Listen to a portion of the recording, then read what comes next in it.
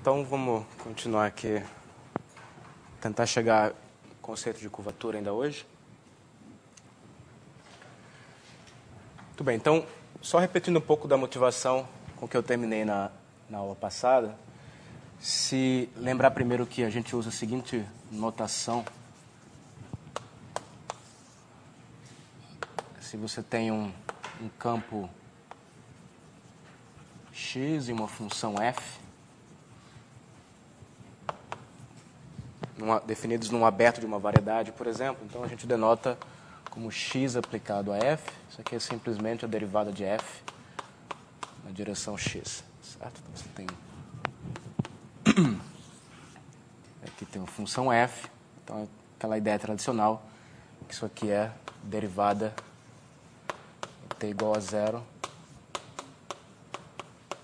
da função f ao longo de alguma curva alfa que passa pelo ponto P com velocidade x. Então, a gente pode pensar em campos de vetores como operadores sobre o espaço das funções. De fato, se você faz isso, esses operadores são derivações. Ou seja, se você aplica um campo a um produto de duas funções, então vale a regra de Leibniz, né? Que vai ser o x de f vezes g, é o x de f multiplicado por g, mais o x de g multiplicado por f.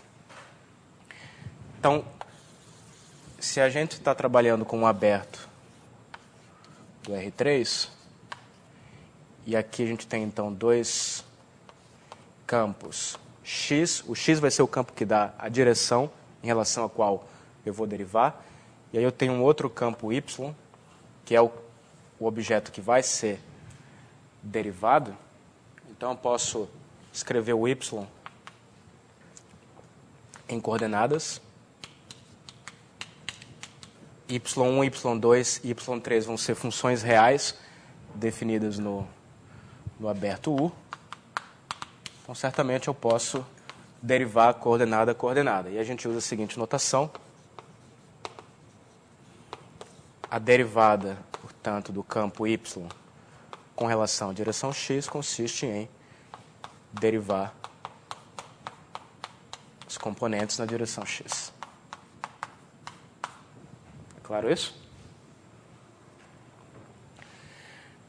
Então, essa é uma definição de derivada de campos de vetores, né, no aberto do R3. Mas se agora, ao invés de um aberto do R3, a gente está falando de uma superfície S, imagina agora que eu tenho uma superfície S contida no R3, uma superfície regular, e digamos então que sobre essa superfície eu tenho novamente dois campos tangentes a S, um campo x, que é o campo que me dá a direção, e o y, que é o campo que vai ser derivado.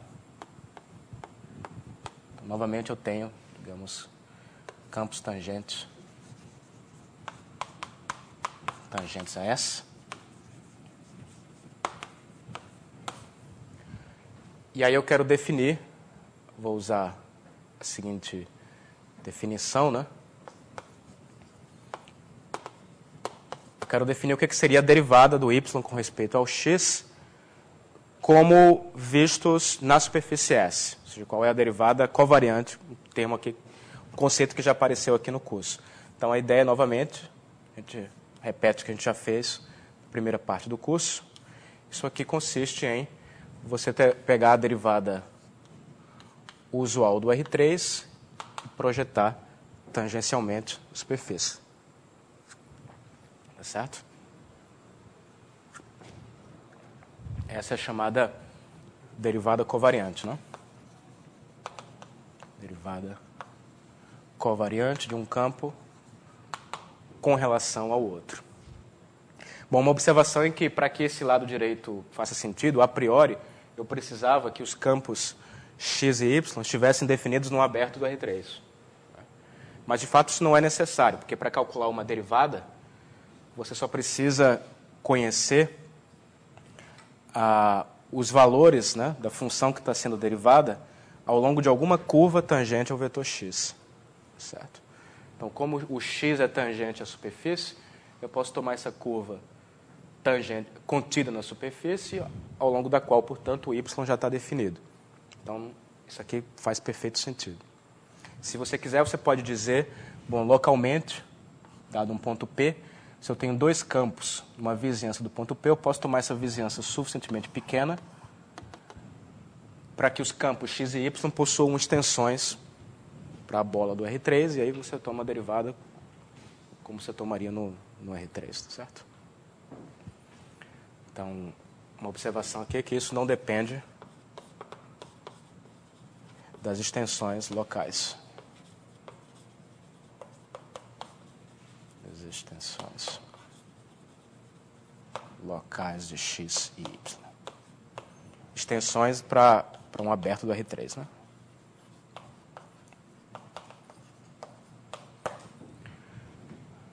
Muito bem.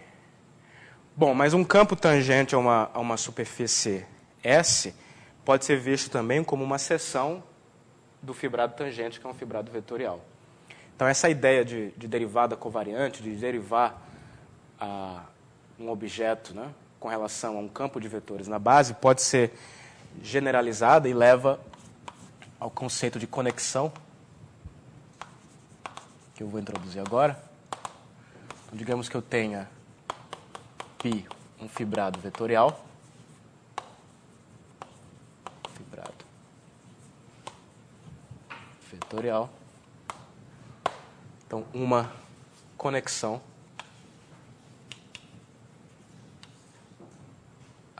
no fibrado é uma aplicação. O que essa aplicação vai fazer? A ideia é que eu quero encontrar, eu quero uma noção de derivada, né? Eu quero saber derivar seções do fibrado com respeito a campos tangentes na base. Então, essa conexão vai pegar um campo de vetores, uma seção do fibrado E, e vai retornar uma seção do fibrado E. E a notação aqui se você pega então o campo X e a seção S, a gente denota o resultado como nabla S com relação a X. Onde isso aqui vai representar, portanto, a derivada da seção na direção do campo. Bom, claro que eu tenho que dizer quais são as propriedades, né? Então, é uma aplicação que faz isso. Uma aplicação, bom, deixa eu colocar aqui, que satisfaz os seguintes axiomas. Primeiro, ela é linear nas duas variáveis, em x e em s, certo? Então, nabla é linear em x e em s. Segundo, se eu derivo, eu tenho que dizer agora o que acontece se eu derivar uma seção multiplicada por uma função, certo? Com respeito ao campo x. Bom, a gente lembra que se isso é algum tipo de derivação, a regra de Leibniz tem que ser satisfeita. Portanto, o resultado vai ser f conexão de S com relação a x, mais o x depois deriva o f multiplicado pela seção S. Isso aqui é para toda S seção do fibrado E, x campo de vetores e f função na variedade. Observem que isso está consistente, né? Tanto a primeira parcela como a segunda são seções do fibrado. E por último, o que acontece se eu multiplico o campo por uma função? E aí eu peço que, bom, isso aqui não vai ser uma derivação, isso vai ser simplesmente f multiplicado pela derivada. É certo? E a observação é que a derivada usual de um campo com relação ao outro e a derivada covariante, que deriva, novamente, um campo tangente com relação a outro, são exemplos de conexões. exemplos de conexões. Bom, no caso, a primeira, o fibrado E é o tangente do R3, e no caso da segunda, é o tangente da superfície, respectivamente. Isso é fácil checar aqui a derivada usual e, portanto, a derivada covariante, porque isso aqui é simplesmente a projeção tangente, satisfaz essas propriedades aqui. Certo? Então, isso aqui é uma conexão. Alguma pergunta? No fibrado E. Ok. Reparem que isso aqui quer dizer, é natural que a F saia, né? Porque intuitivamente você espera que o resultado da derivação, num determinado ponto P, só dependa do valor do campo naquele ponto P. Né? Só interessa a direção. Certo? Então, por isso que é natural que a F saia aqui. Enquanto que aqui é diferente. Né? Aqui o objeto está sendo derivado, então ele parece o x aplicado a F também. Tá? Então vejam que a motivação é a derivada covariante. Muito bem. É possível provar que todo fibrado vetorial admite uma conexão. Proposição. Antes, deixa eu fazer a observação de que o fibrado produto tem uma conexão. Vou fazer o seguinte exemplo. O exemplo é chamada conexão trivial no fibrado produto. Digamos, M vezes o Rn.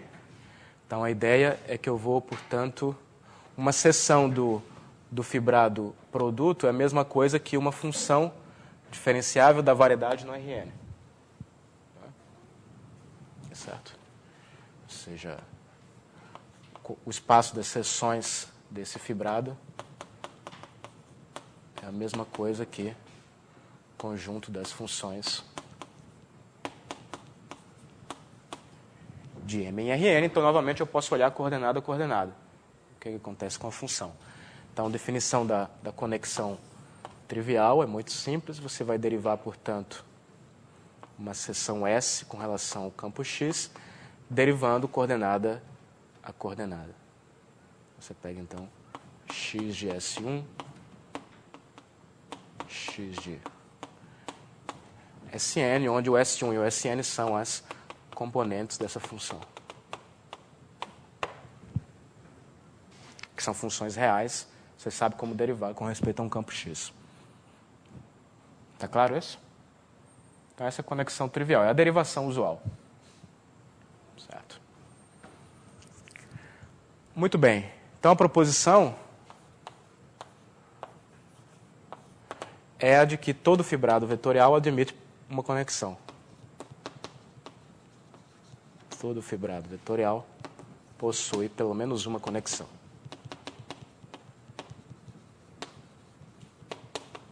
Se eu perguntasse para vocês, a operação que retorna, dado uma seção e dado um campo, retorna sempre o zero. É uma conexão ou não?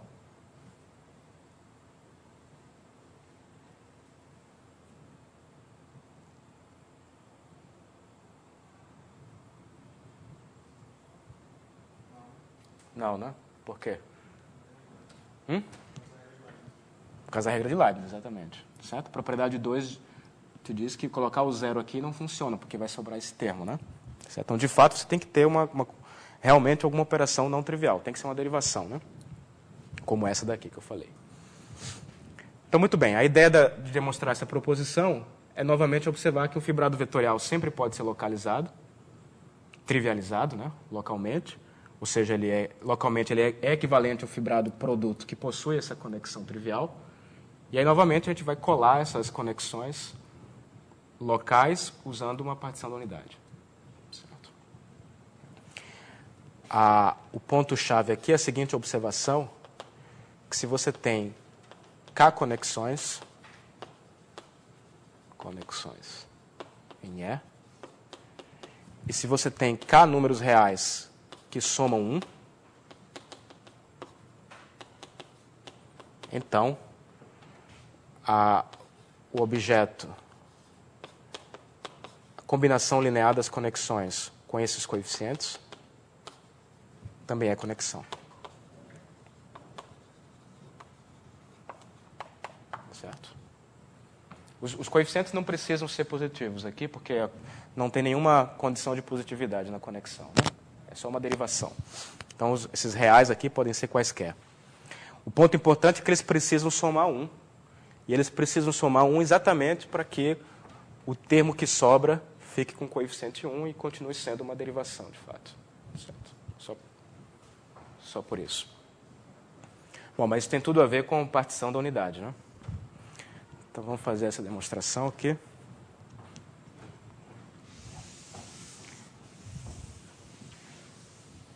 Então, a demonstração da proposição é o seguinte. Você pega uma cobertura aberta, o alfa da variedade,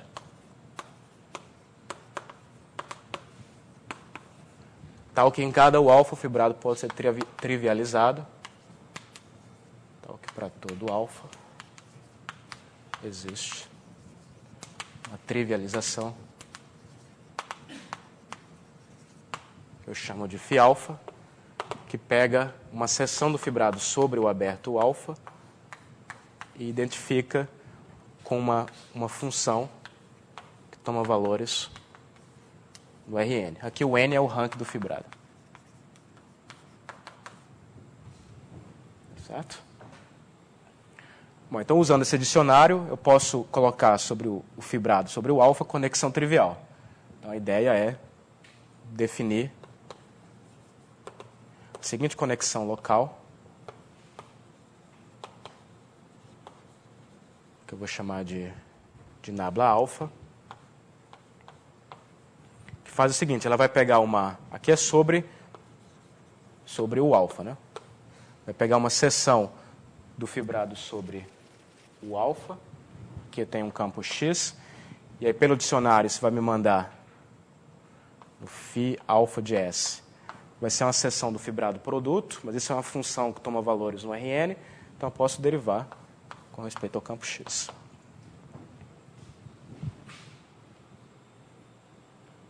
Tá certo? Então, essa conexão local está bem definida para seções, vou até explicitar mais aqui, para seções do fibrado E sobre o alfa, ou seja, seções desse fibrado aqui. E aí você escolhe uma partição da unidade e soma tudo isso. Só isso. Demonstração. Então, tomamos uma partição da unidade φ-alfa.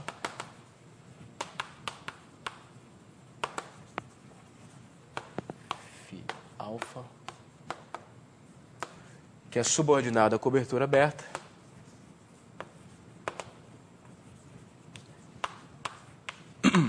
E definimos, portanto, a conexão agora de uma seção S com respeito a um campo X é simplesmente a soma sobre alfa de F-alfa. F-alfa aqui, né? Nabla alfa. Certo? Uma vizinhança de cada ponto, essa soma é uma soma finita. E como os coeficientes somam 1, essa conexão vai satisfazer as propriedades 1, 2 e 3. Certo? Então, todo fibrado vetorial admite uma conexão. Alguma dúvida sobre esse comentário? Muito bem, então isso que é conexão. Agora, a grande descoberta, né, é que uma conexão tem associada a ela uma noção de curvatura. E depois eu vou voltar para o caso de superfícies do R3 e a gente vai ver algo bem interessante. Então, a gente já sabe o que é uma conexão, então deixa eu falar, portanto, agora de curvatura. Primeiro eu vou lembrar aqui o que é o colchete, vocês devem ter visto, claro, né, no curso de variedades, colchete de dois campos de vetores, né? Vou só lembrar aqui, lembrando se você tem dois campos x e y sobre uma variedade M, né? Eu posso definir o colchete, que também é um campo de vetores e é denotado assim, da seguinte forma. Bom, um campo de vetores é a mesma coisa que uma derivação, tá certo? Então, eu posso definir esse campo agindo sobre uma função f, e a ideia é fazer isso aqui. Você deriva primeiro com respeito a y, depois com respeito a x, e subtrai derivada primeiro com respeito a x e depois com respeito a y. Tá certo? Bom, colocado dessa maneira, não é claro que isso é um campo de vetores. Porque isso aqui, a princípio, é só uma operação que manda f, pega uma função e retorna outra. Mas, de fato, é possível ver que isso aqui é um campo de vetores pela seguinte expressão, né? Se você raciocina localmente, em coordenadas, eu posso escrever o x como uma combinação linear dos vetores coordenados. Mesma coisa com o y. Vou chamar de b.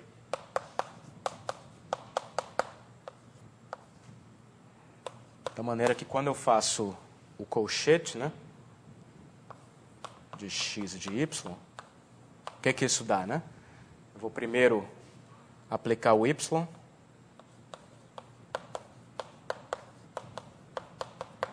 depois eu aplico o x e depois faço o contrário, né? Pego o y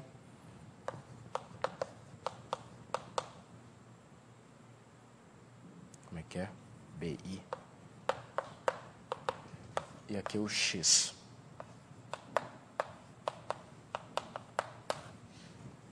Então, quando você faz a conta aí, o importante, para que fique um campo de vetores, o importante é que as derivadas segundas se cancelem.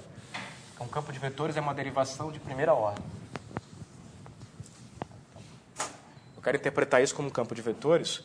Então, o que vai acontecer é que, na hora que eu fizer a derivação, esse termo aqui, que é o d dxi, d dxj, vai cancelar com d dxi, d dxj que vem daqui. Os coeficientes são os mesmos e eu estou com o sinal de menos aqui. Certo? Basicamente, da forma como eu escrevi, né, os índices estão diferentes, porque aqui eu tenho AI e aqui eu tenho AJ, mas é lembrar que a segunda derivada é simétrica, né? Então não tem problema. Posso trocar os índices e aí esse termo se cancela. Então, o que sobra, eu posso escrever assim. A conclusão é que o colchete é, de fato, um campo de vetores, porque ele pode ser escrito como a soma em J do d dxj, e os coeficientes são a soma em I de AI derivado de BJ com relação a XI menos o BI, né, derivada de AJ com respeito a XI.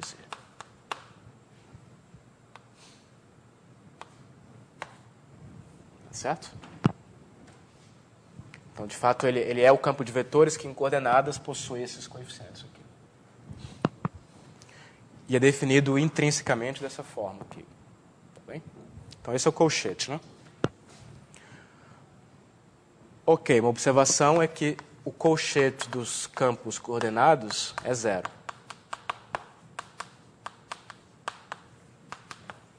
Porque a derivada segunda comuta, né, do d dxi com d dxj.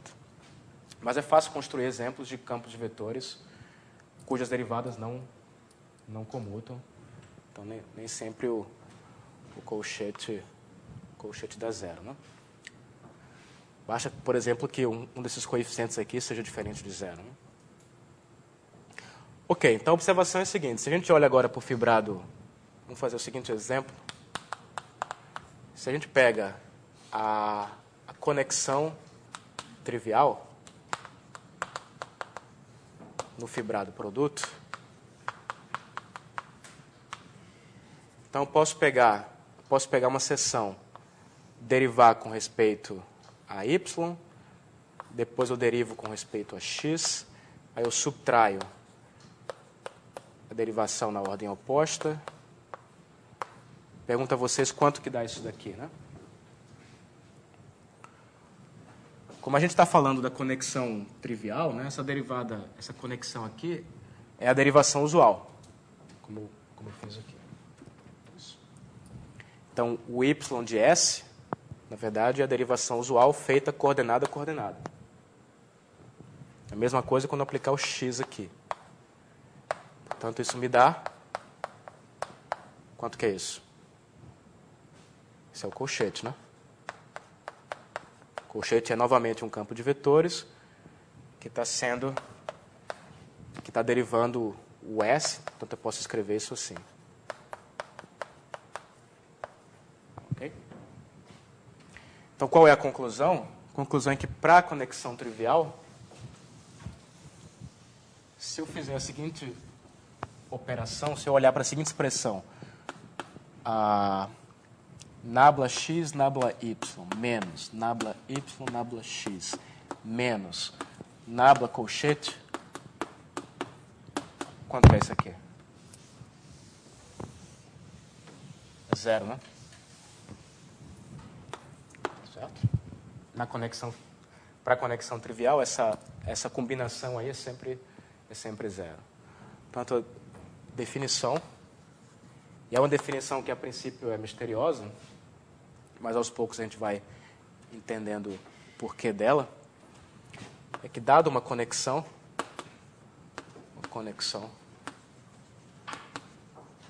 no fibrado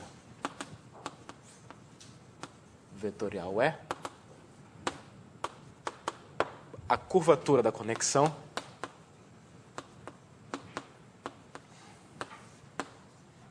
é um operador, ou a aplicação, sei lá, que faz o seguinte, eu vou denotar assim, deixa eu só pensar como é que eu vou escrever isso. O operador eu posso escrever assim, R de x, y, ele pega uma seção do fibrado E, e retorna uma seção do fibrado E, e é definido pela seguinte fórmula. O operador aplicado a uma seção S me dá exatamente isso aqui. Menos derivada do colchete. Certo? O x e o y são campos sobre a variedade. Né? Então, a curvatura é um objeto que, para cada par de campos na variedade, ela me dá um operador que manda uma seção numa seção a partir dessa expressão aqui. Certo? Portanto, a gente acabou de observar que a curvatura da conexão trivial é zero. Certo? Ou seja, o que isso diz mais ou menos é que curvatura tem a ver com a não comutatividade das derivadas aqui. Certo? Ela mede o defeito, né, da comutatividade das derivadas. Isso aqui é a curvatura. Então, observação. Se nabla é a conexão trivial,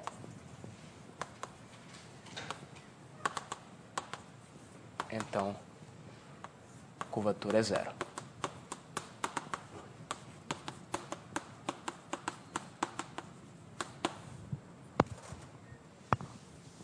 Ok? Então, alguma dúvida até aí? Vamos olhar um pouquinho para as propriedades da conexão e da curvatura, antes de tentar explicar por que isso merece esse nome de curvatura. Né? Vamos olhar um pouquinho para as propriedades. Letra R? Sim. Boa pergunta. Riemann. Também, em geometria riemanniana, ele é conhecido como tensor de Riemann. Porque foi o Riemann que... Quer dizer, já expliquei um pouquinho dessa história aqui, né? O Gauss tinha descoberto que aquela curvatura de Gauss é um conceito intrínseco, né? Mas foi o Riemann que levou isso para dimensões mais altas. Ele mostrou que espaços com dimensão qualquer podem ter uma curvatura também. E, de fato, isso é um tensor. Vocês viram tensores? Não sei se viram tensores no curso. Vou indicar agora por que é um tensor, né? Muito bem.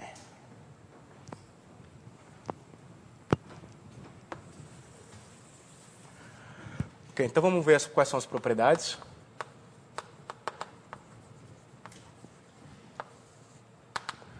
Bom, ela é...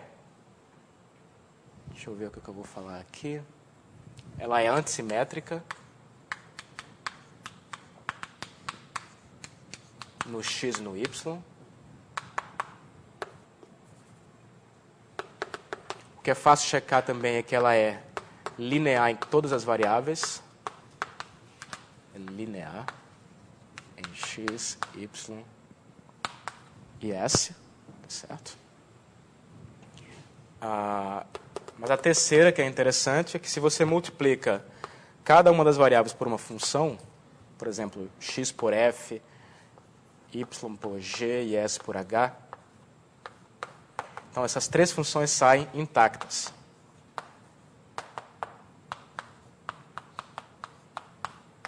Ou seja, não tem derivação nenhuma envolvida aqui. E é isso que a gente quer dizer quando fala que o R é tensorial. Vai ficar um pouco mais claro agora quando eu for falar de como é que esses objetos dependem das variáveis. Bom, a propriedade 1 é imediata, né? A antissimetria é imediata da definição. Se eu troco aqui o x e o y, isso aqui muda de sinal e o colchete muda de sinal também. Certo? Então, é imediato que ela é antissimétrica. Que é linear também, depende de linear, cada variável só aparece uma vez lá na cada parcela. O não trivial é checar que, de fato, essas funções saem sem nenhuma derivação, né? E você pode fazer caso a caso. Vamos fazer um desses casos aí. Do 3, por exemplo, vamos fazer no x aqui. O que é o R de fx, y, s?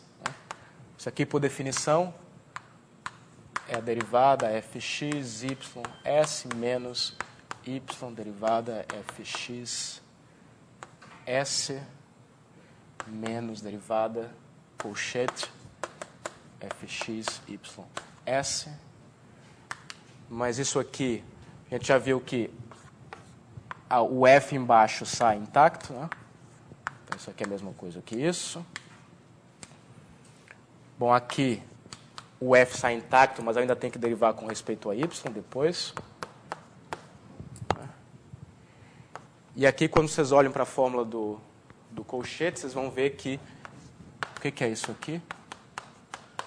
Tem a contribuição desse termo, mas tem um termo adicional, né? Qual que é o termo adicional? Acho que é o menos y aplicado a fx, né? Quando esse campo aqui agir sobre esse produto, ele vai derivar o f. Então, esse termo vai sobrar aqui. Certo? Bom, então tem um menos lá, um menos aqui, fico com mais a y de f x aqui. Bom, primeiro tem um colchete, claro, né? Primeiro tem o menos, sai o f. E aí eu tenho um termo adicional que vai ser o mais a y de f x s. Então você continua. Repito o primeiro. O segundo aqui eu vou ter... Primeiro, se eu derivo a seção, eu fico com essa derivada. Mas agora, se eu faço a ação sobre o f, vai aparecer a derivada do f com respeito ao y. Vezes essa derivada. E aqui, bom, o f eu posso tirar porque está embaixo. Novamente, essa função também posso tirar porque está embaixo. Certo? Vocês podem ver aqui que tem um cancelamento, né? E o que sobrou é o f multiplicado pela curvatura. R de x, y, s. Certo? Então, da mesma forma, você faz aqui a função sobre o y, porque de fato ela é antissimétrica, né? Não tem nenhum problema. Mas vamos fazer o caso S também, para a gente se convencer que é verdade isso.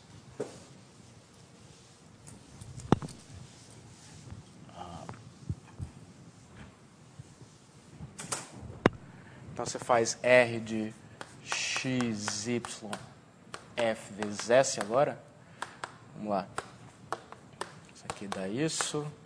Menos derivada y, derivada x de fs. Menos a derivada do colchete. fs. Então, isso aqui vai me dar f derivando s. Depois o y age no f. Derivada de s com respeito a y. Se eu cometer um engano, vocês me avisem. Aqui eu repito a primeira derivada, a segunda eu faço a ação, né? Então dá o x de f vezes s mais derivada de s com respeito a x vezes f. Esse último termo também é uma derivação, então vai me dar o colchete derivando f vezes s menos o f vezes a derivada do s.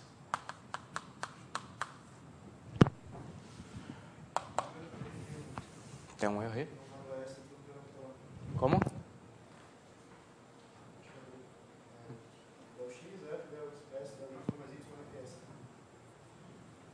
Aonde? Ah, sim. Boa observação. Obrigado. É um S. Daí veio aqui, então sobra o S. Isso. Ok, então continuando aqui, eu tenho f vezes a derivada segunda, mas também o x deriva o f, então fico com mais x de f derivada do s com respeito ao y. Depois eu tenho que derivar esse termo aqui, então vai derivar o x aqui, fica x de y de f, sobra o s, depois eu derivo o s com respeito a x, ok. Aqui vai aparecer a mesma coisa, trocando x por y e o sinal, né? Então, vamos fazer mais rápido aqui. Você troca y, x, troca o sinal.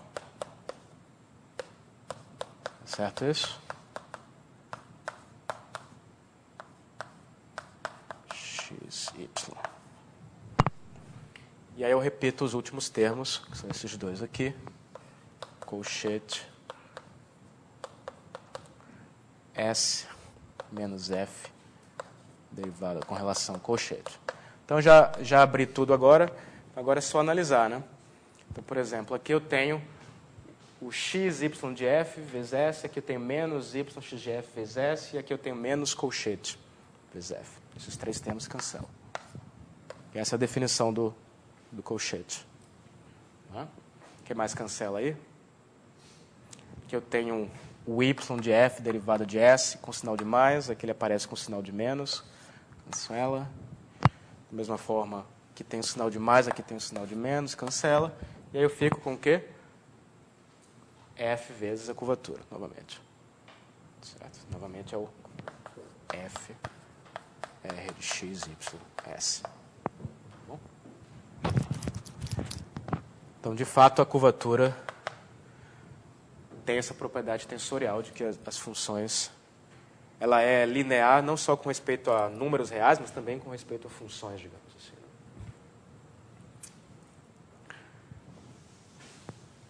Você diz que um objeto é tensorial quando ele só depende dos valores das variáveis no ponto. Quer dizer, você quer, o que é um tensor? Né? Um tensor é um objeto que, se você quer calcular ele tem uma série de variáveis. Se você quer calcular ele num ponto, o resultado vai depender só do valor das variáveis naquele ponto. Tá? Por que isso é verdade? Vamos ver agora. Então, deixa eu começar analisando a conexão. A proposição é a seguinte, que primeiro, o resultado de derivar uma seção com respeito a um campo e calcular isso no ponto P só depende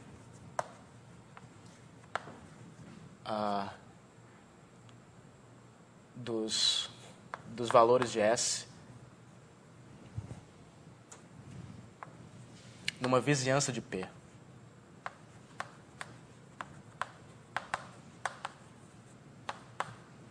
Certo? Ou seja, a conexão é de fato um objeto local. Se você quer derivar alguma coisa, você não precisa saber esse objeto numa variedade toda, basta saber numa vizinhançazinha para fazer a derivação, né? Então, essa é a primeira propriedade.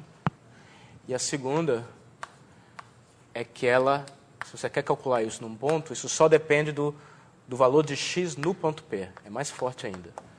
Só depende do valor de x em P. Okay?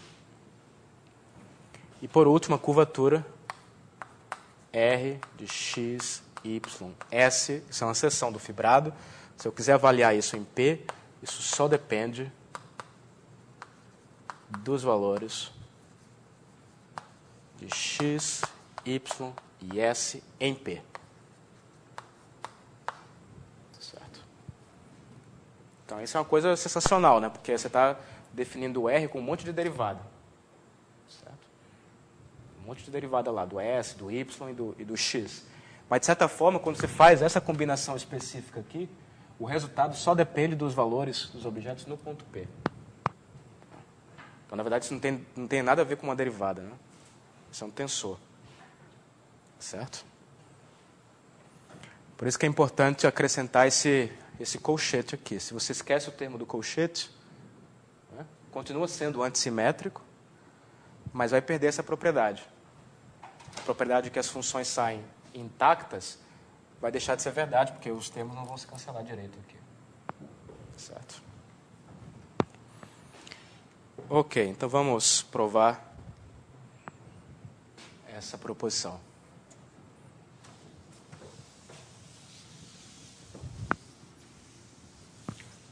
Alguma pergunta?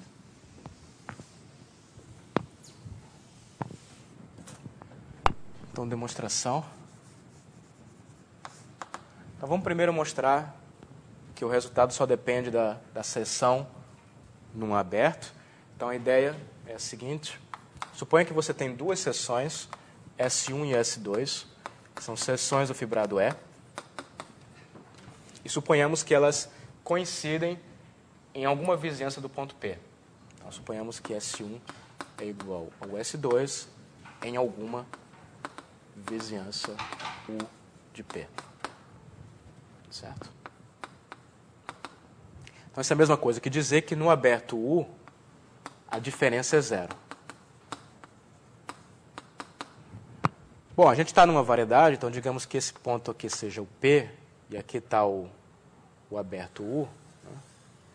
Certamente, eu consigo construir uma função diferenciável que tem a seguinte propriedade. No aberto P, talvez eu vou fazer um desenho unidimensional aqui. Então, aqui essa é a minha variedade, aqui está o ponto P, esse é o aberto U. Certamente eu consigo colocar uma função daquelas que se chama de função bump, né? Ou função salto, que vale, digamos, 1 em alguma vizinhança menor do ponto P e que vale 0 fora de U.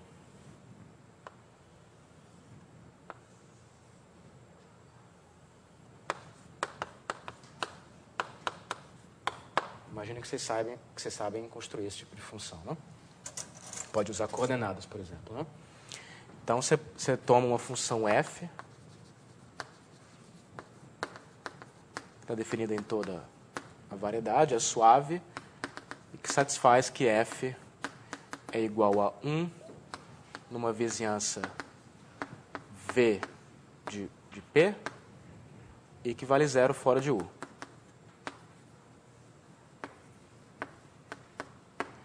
Então, agora eu pego essa função f e multiplico por essa seção diferença aqui. Então, eu defino, vou chamar de S, a seguinte seção, que é F vezes S1 menos S2. E qual é o ponto agora? O ponto agora é que essa seção é a seção nula, né? Porque dentro do aberto U, a diferença A é zero, e fora de U, a F é zero. Então, sempre, de qualquer maneira, isso aqui dá zero. Tá? Portanto, S é zero em toda a variedade, ou seja, S é a seção nula. Bom, se S é a seção nula, então, quando eu derivar S, quando eu olhar a conexão de S com respeito ao campo X, isso aqui tem que dar zero. Não é? Porque a conexão é um operador linear.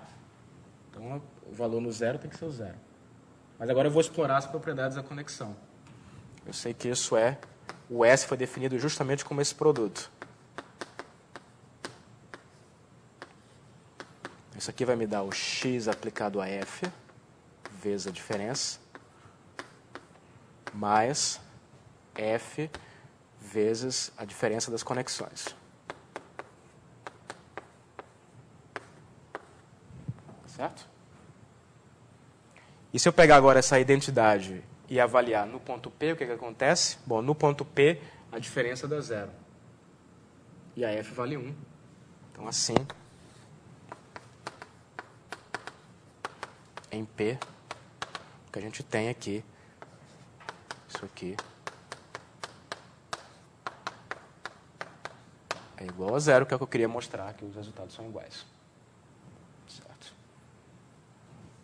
Então, qual é a ideia do truque, né? A ideia é que eu quero explorar a propriedade que a conexão age aqui em cima como uma derivação. Mas, para poder fazer uso dessa propriedade, os meus objetos precisam ser seções definidas em toda a variedade. Certo? E, por enquanto, eu só sabia que a seção diferença era zero no aberto U. Então, não podia dizer que a conexão disso aqui dava zero, porque isso aqui é só zero no U. Então, de uma maneira artificial, eu faço aparecer uma seção que é zero em toda a variedade, aí eu sei exatamente quanto que dá isso aqui, e aí é só explorar o resultado. Certo? Muito bem.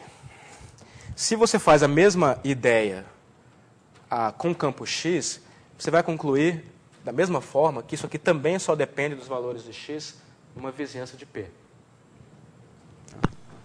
Da mesma forma, deixa eu guardar isso aqui um pouquinho.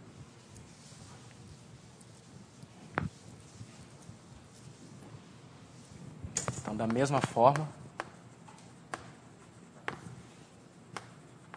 pode-se provar que esse resultado aqui da operação só depende dos valores de X em alguma vizinhança de P.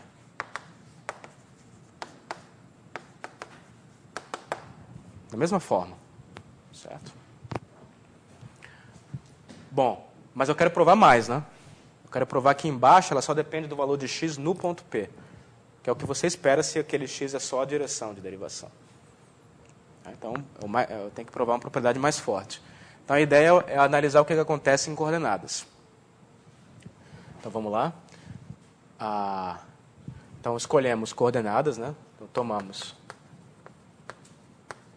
digamos, x1, xn, coordenadas locais em torno de P.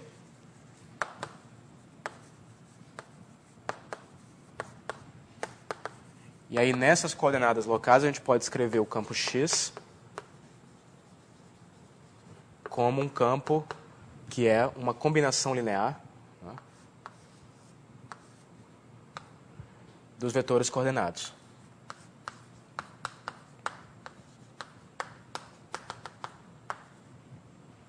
Onde os AJ são funções definidas nessas coordenadas, né? Digamos, uma vizinhança que eu vou chamar de V.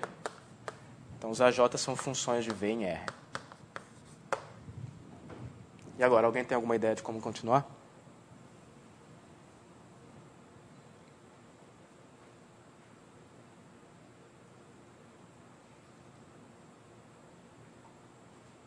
o que eu gostaria de fazer?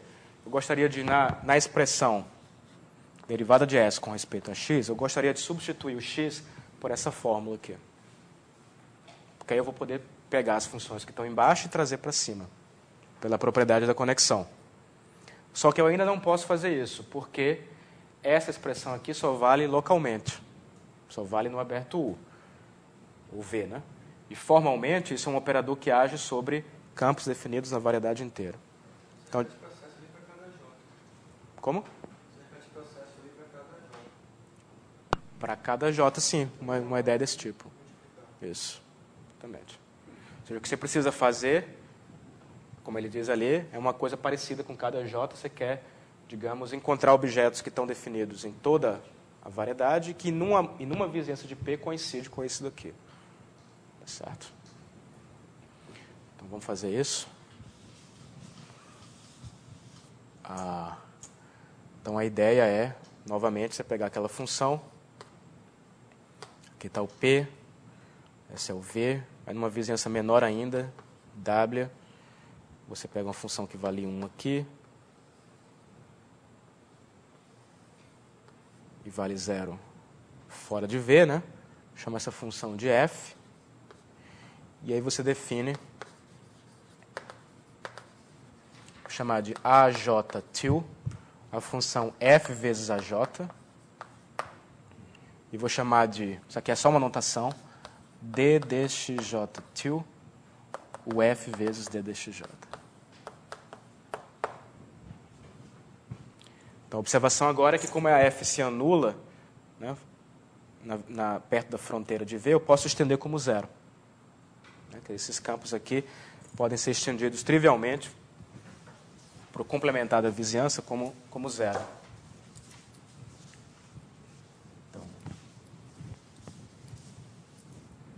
Colocando AJ_til igual a zero fora de V e D dxj_til igual a zero fora de V, obtemos que essas funções agora estão definidas. Bom, o AJ_til é uma função definida em toda a variedade. O D dxj_til passa a ser agora um campo definido em toda a variedade e que tem a propriedade que, numa vizinhança de P, eles são iguais aos AJs e aos campos coordenados. O AJ_til é igual ao AJ e o D dxj_til é igual ao D dxj na vizinhança, que eu chamei de W ali, né? De P. Ok? Então, portanto, se eu defino o seguinte campo, que eu vou chamar de x_til, que é o campo soma de AJ_til vezes D dxj_til, esse campo é um campo definido em toda a variedade e ele tem a propriedade que, numa vizinhança de P, ele é igual ao x. X_til é igual a x a vizinhança W de P.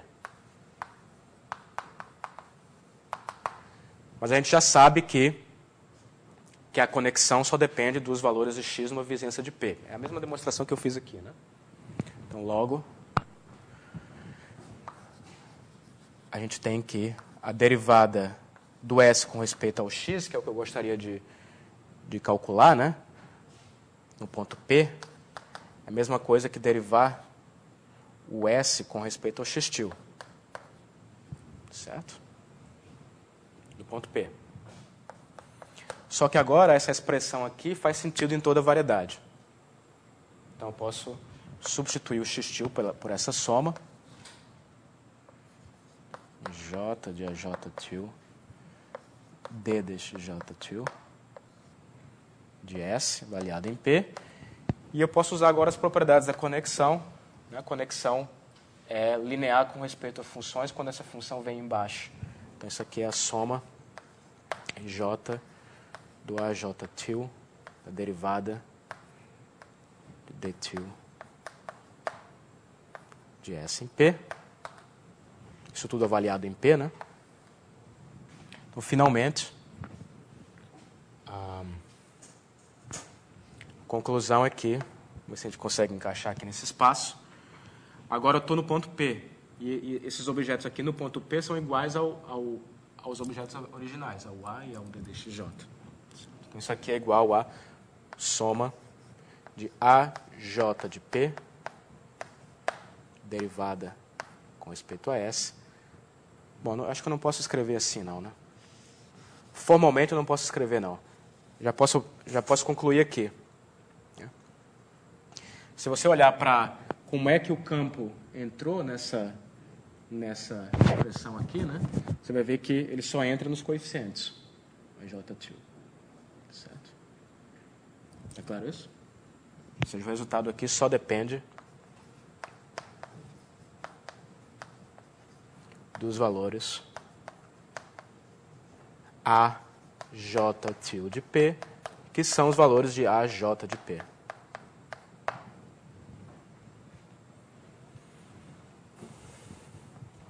Que são os coeficientes do campo X. Então, o que o X faz fora de P não interessa. No final das contas, o resultado vai usar só a informação dos valores de X em P. Tá certo? Então, isso termina a 2. Tá? Agora, a 3 é igual a 2, né? A 3 é exatamente igual a 2, porque a única coisa que a gente usou aqui nesse tipo de ideia é que quando a função vem embaixo, ela sai intacta aqui para cima. Foi o único ponto onde eu usei essa propriedade. Então, da mesma forma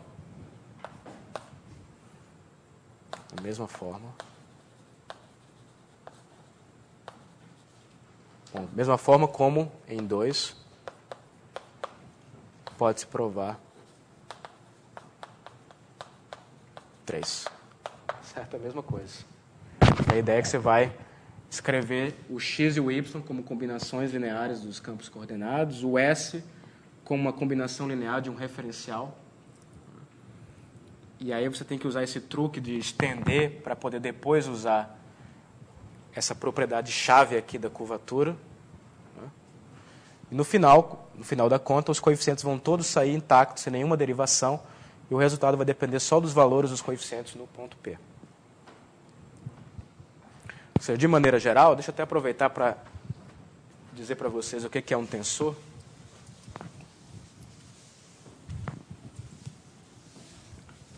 Então, deixa eu definir isso daqui. Definição. Um tensor de tipo RS é uma operação, eu vou chamar de T, que vai pegar, deixa eu pensar aqui, vai pegar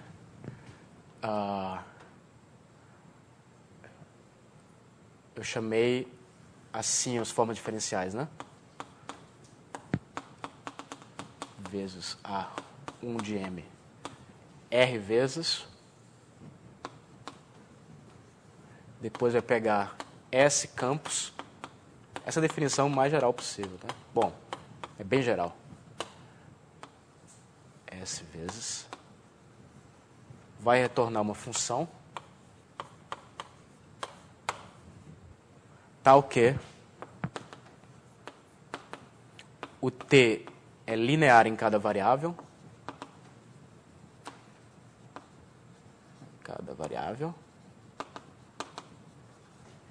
E vale essa propriedade que se eu pegar o T e pegar R formas diferenciais multiplicadas por uma função f, digamos f1, fr, wr, e aqui eu tiver uma g1, um campo x1, gs, campo xs, as funções saem todas intactas. Isso aqui é o produto de f1, fr, g1, gs vezes t, wr, x1, xs. E o ponto aqui, por que isso é interessante? É porque essa é exatamente a definição que você precisa para ter um objeto que só depende dos valores das variáveis no ponto P. A observação é que você diz que um objeto é um tensor quando o valor dele aplicado essas variáveis, o valor dele no ponto P só depende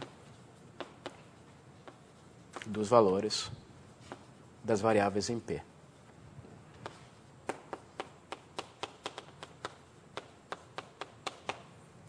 X1.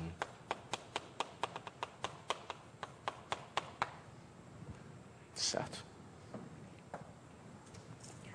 Vocês já cansaram de ver tensores aí pela vida aí? Talvez sem usar esse nome, né? Me deem aí vários exemplos de tensores.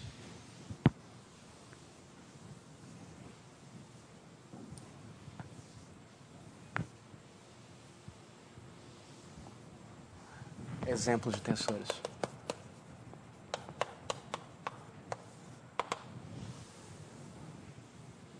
Bom, o tensor trivial é uma função, que aí não tem variável nenhuma, você já tem uma função pronta lá.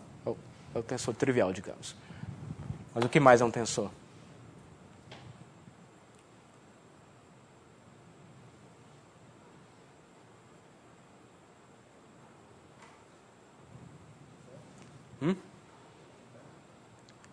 Produto interno. Bom, isso aí é o que eu chamei de métrica, né? Uma métrica riemanniana é um tensor.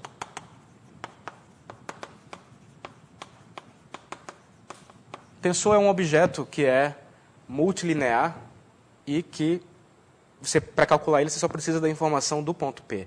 Então, toda vez que você tem um objeto na sua variedade, que em cada ponto P é uma operação multilinear, isso é um tensor. Por exemplo, uma forma diferencial é um tensor. Certo. Formas diferenciais. Como é que você pode pensar numa K-forma diferencial daquela maneira ali? Uma K-forma diferencial pode ser pensada como uma operação que pega R campos, né? Desculpe, K campos, né? E retorna uma função. Não é? O resultado disso aqui, no ponto X, é simplesmente o resultado da forma em X aplicada aos campos em X.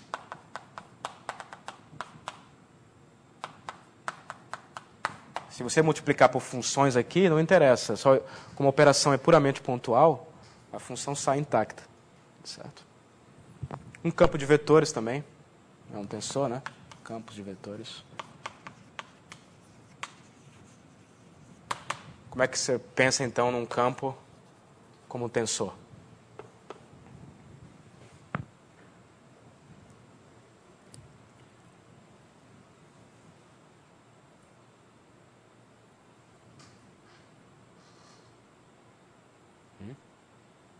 Como é que um campo de vetores se enquadra naquela definição ali? Como? Uma forma diferencial, isso mesmo. Você pensa nele como agindo no espaço das unformas. Pega uma forma diferencial ômega e retorna ômega aplicado a x. Certo. Também, novamente, não tem derivada nenhuma aqui. Tudo é puramente pontual. Em cada ponto P você faz a avaliação. Então, uma forma diferencial, segundo a minha definição, ela é um tensor do tipo 0K, né? Enquanto que um campo é um tensor do tipo 1, 0. E uma métrica riemanniana é um tensor do tipo 0, 2, que pega dois vetores e retorna um número real.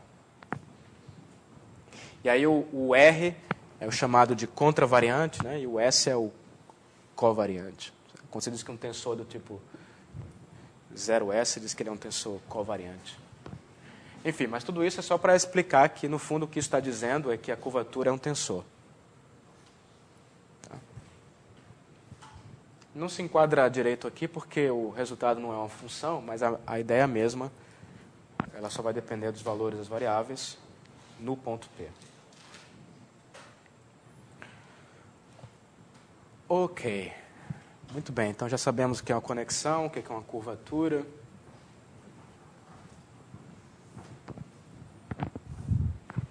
Em geral, é importante você, quando você está estudando um determinado assunto, que você tem uma série de objetos, é importante você descobrir se aparecem tensores de maneira natural, né?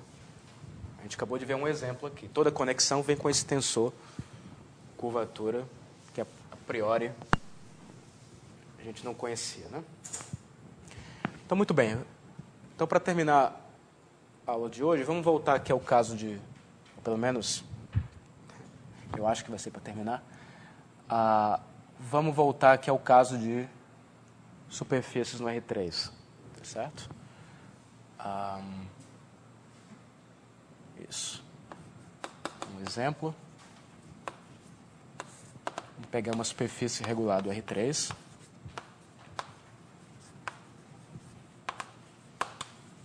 Então, a gente já viu que existe uma conexão natural definida no fibrado tangente de S, que é aquela conexão induzida pelo R3. Você faz a derivação no R3 e toma a projeção tangente.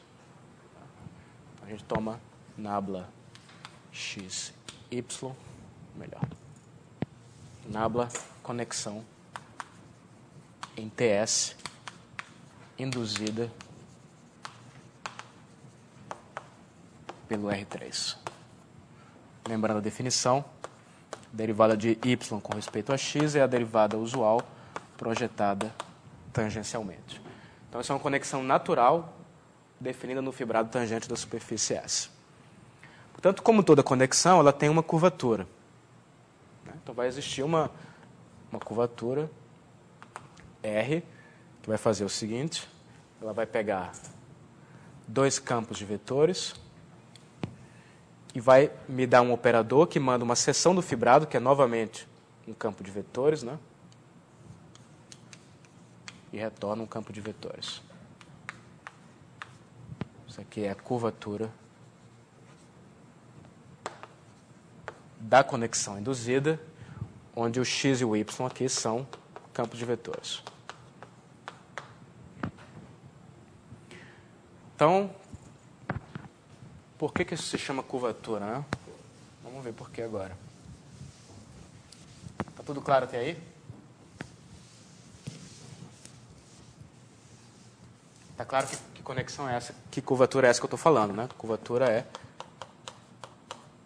esse objeto aqui, esse operador aqui, né?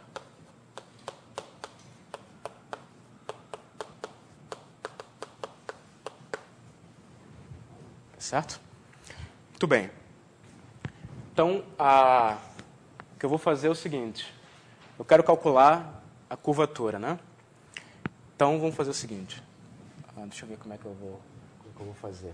Eu vou introduzir um outro objeto que é parecido com esse daqui, né? Que é o seguinte. Eu vou olhar para o seguinte tensor que pega... deixa eu pensar um pouquinho aqui como é que eu vou fazer isso.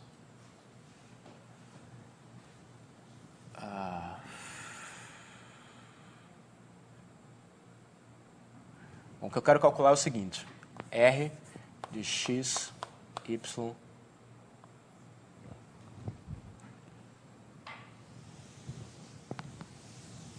Deixa eu pensar um pouquinho como é que eu vou fazer. Talvez o melhor seja fazer o seguinte. Então, essa é a conexão no fibrado tangente, não é? E a gente também tem, portanto, a conexão no R3,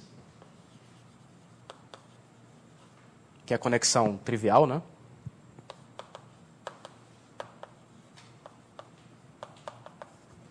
A derivada usual, que eu estou falando aqui, que também tem uma curvatura, que eu vou chamar de R barra.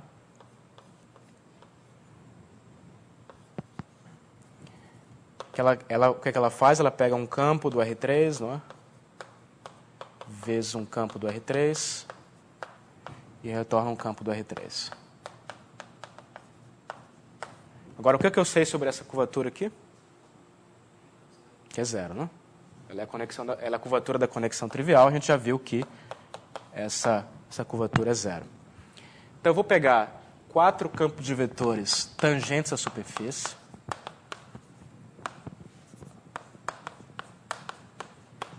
E na vizinhança do ponto P, eu vou tomar extensões locais desses campos para um aberto do R3 contendo P. Certo? E vou usar os mesmos nomes, tá? Também denotamos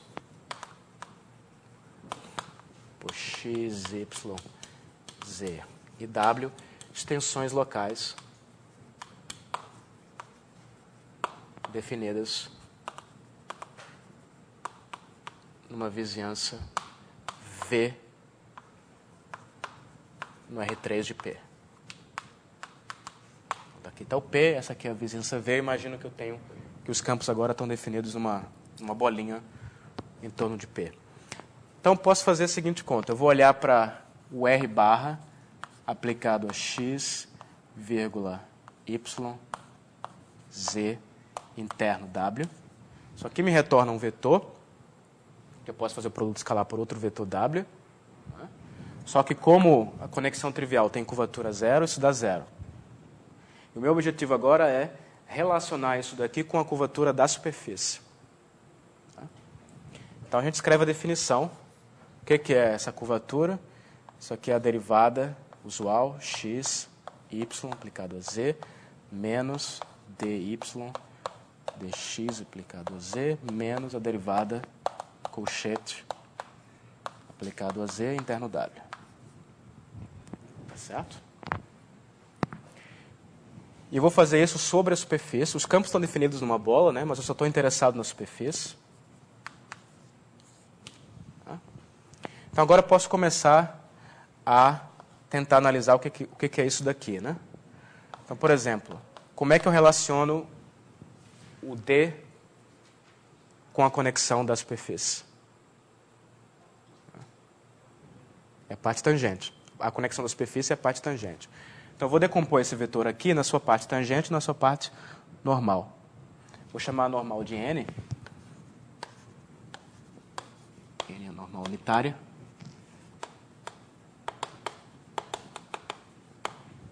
Então, eu posso escrever esse vetor como a parte tangente dele é justamente a conexão induzida. E ele vai ter uma parte normal. Bom, que parte normal é essa? Posso pegar escrever assim, produto escalar por N vezes N. Concordam com isso? E aí eu faço a mesma coisa com o outro aqui. Esse cara aqui vai ter uma parte tangente, que é a conexão induzida. Vai ter uma parte normal, que é essa aqui, interno N vezes N.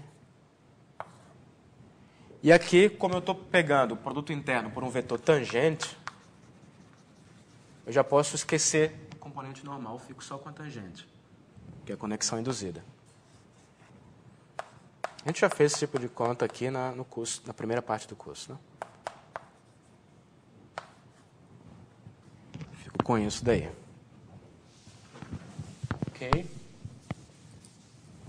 Vamos continuar. Alguma pergunta até aí? Então, vamos continuar aqui. Bom, agora eu vou derivar esse primeiro vetor aqui. O que é que eu sei sobre esse vetor?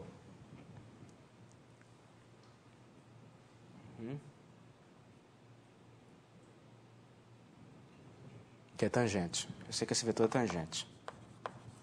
Então, eu estou pegando a derivada usual de um campo tangente com respeito a um campo tangente. Então, faz sentido agora em projetar tangencialmente, isso vai ser conexão induzida. Certo? Então, eu posso escrever isso como conexão induzida, né, desse campo aqui sobre o campo X. A componente normal eu posso esquecer, porque lembre que no final eu vou pegar o produto escalar por um vetor tangente. Certo? Observe que eu só posso envolver a conexão induzida se esse campo for tangente à superfície. Caso contrário, não faz nem sentido. Certo? Ok, agora vamos olhar para o segundo aqui. Que é o caso desse segundo, né? Ele não é tangente, ele é um vetor normal. Então, o que eu vou fazer eu vou derivar. Quando eu derivar essa função, pelo x, vai sobrar o vetor n, que é normal. E o produto escalar de n por um tangente dá zero. Certo? Então, eu não preciso derivar a função, eu posso derivar direto o n aqui. Então, o segundo termo vai ser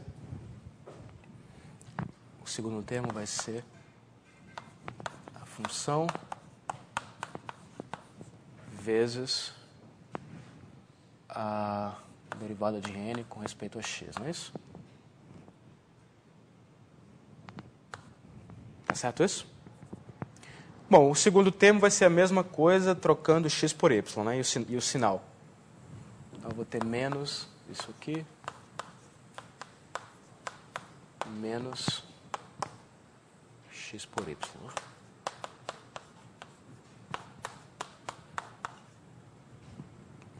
E aí eu tenho o último termo, que é esse aqui,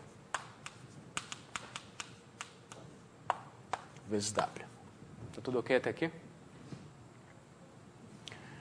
Bom, agora, se eu colecionar esses três termos, esse e esse, o que eu obtenho é a curvatura da superfície, da conexão da superfície. Isso é exatamente o R de x, y, z, vezes w. Certo? E o outro termo fica, então, mais derivada de z com respeito a y, vírgula n. Depois eu tenho a derivada de n com respeito a x, vírgula w, menos derivada de z com respeito a x, vírgula n, que multiplica a derivada de n com respeito a y, vírgula w. E agora? O que fazemos? Então, eu descobri que essa combinação de termos aqui é igual a zero.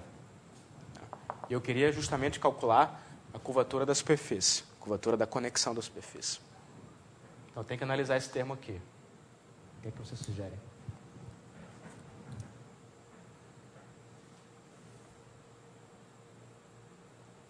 Que termo é esse aí?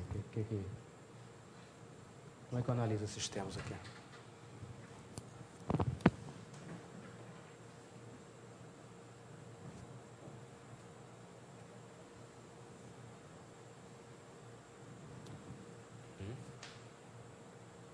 Uma sugestão?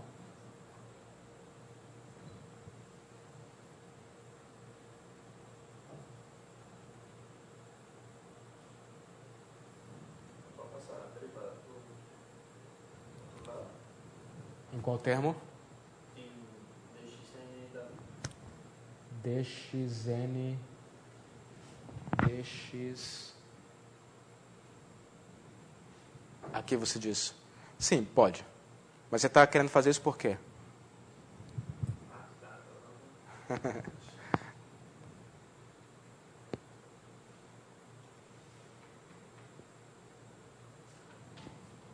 Lembra que isso aqui é a derivada usual, né? Mas antes disso, cada parcela aqui, o que é? Cada parcela é o quê? Vai lembrar um determinante, tá certo, mas determinante de quê, né?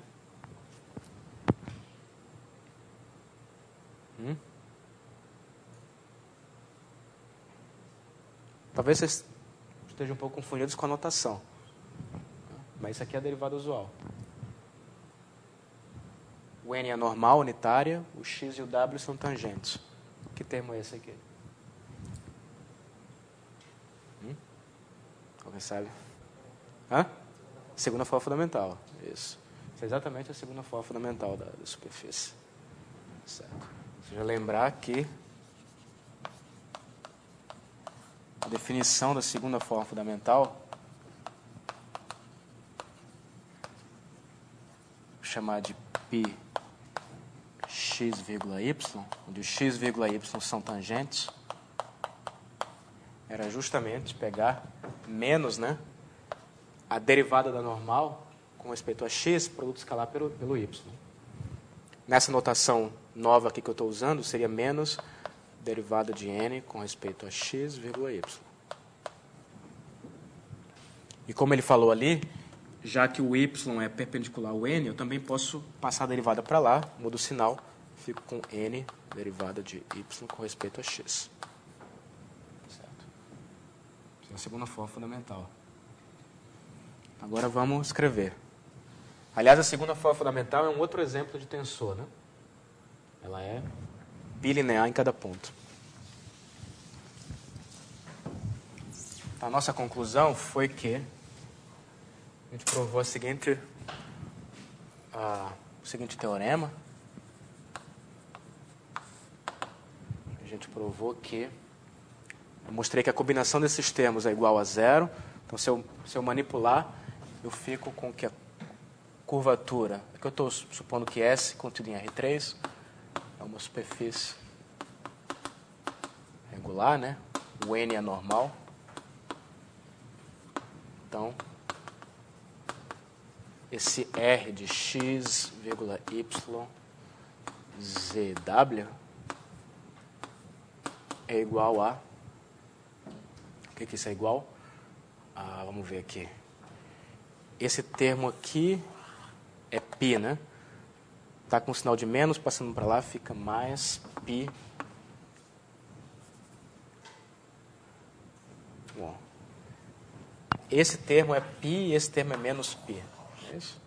Então, fica com o sinal de menos, passa para lá mais. Então, isso aqui é o π, segunda forma fundamental aplicada a yz, vezes a segunda forma fundamental aplicada a xw. E o outro termo é segunda forma fundamental aplicada a xz, segunda forma fundamental aplicada a yw. Certo? Ok?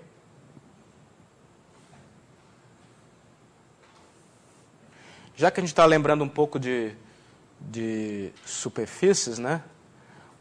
Como é que eu posso escrever a conexão induzida em coordenadas? Se eu pegar a conexão induzida do campo ddxi com relação ao campo ddxj, o i e o j aqui variam de 1 a 2, isso aqui vai ser uma combinação linear do ddxk, já que é um vetor tangente. E quem são os coeficientes aqui?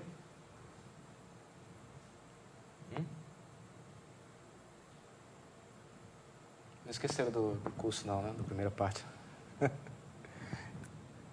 Quem são os coeficientes aqui?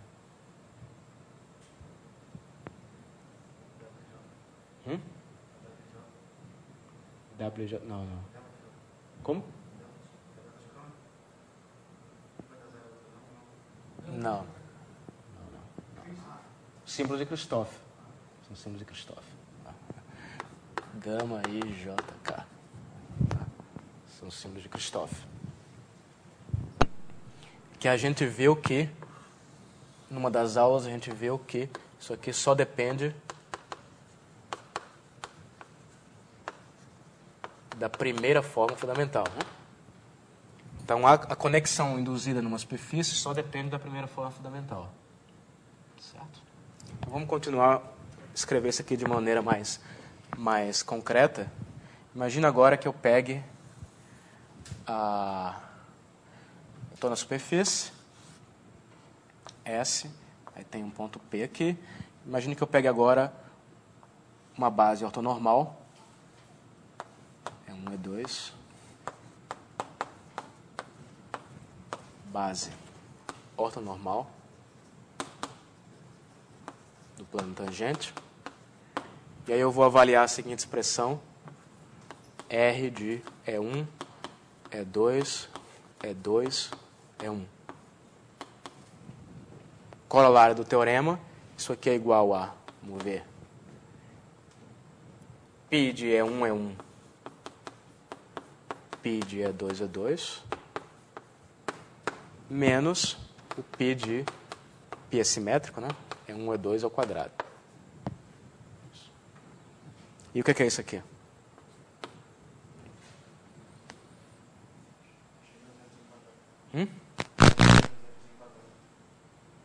Só que a base é ortonormal, né? A base é ortonormal, melhor ainda, né? O que é isso, então? curvatura de Gauss. Isso aqui é o determinante de π, que é a curvatura de Gauss.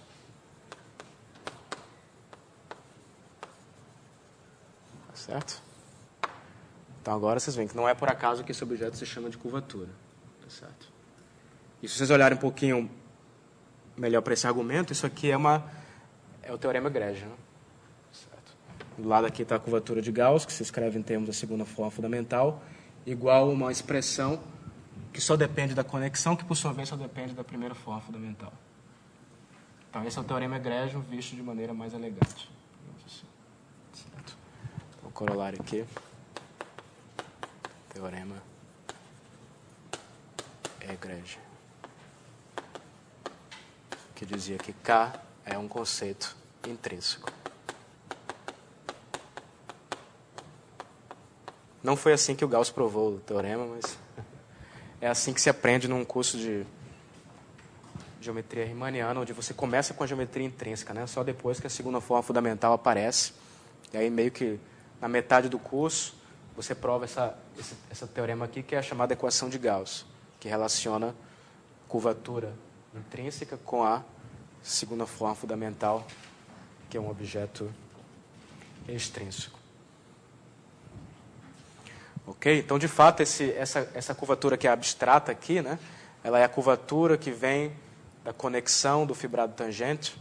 Ela é, de fato, a curvatura de Gauss. Certo?